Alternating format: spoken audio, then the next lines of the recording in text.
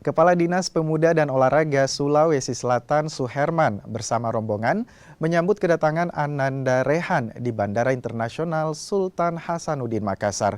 Selain Ananda Rehan, ada sejumlah atlet Sulsel lainnya yang menyumbang medali pada SEA Games 2023 Kamboja yang terdiri dari 6 medali emas, 2 medali perak, dan 3 medali perunggu.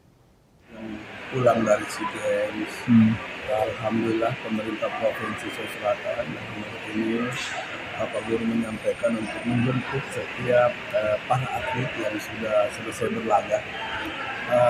Alhamdulillah pada hari ini hari Sabtu cabang olahraga bola yang hadir Ananda hadir. Nah, ini kita melakukan penjemputan, pemerintah Provinsi Sulawesi melakukan penjemputan. Kami dari Dinas Pemuda dan Olahraga Desalinus Kelapa ini hadir di bandara untuk menjemput Ananda selaku pemerintah Provinsi Sulawesi Selatan untuk bagaimana kita memberikan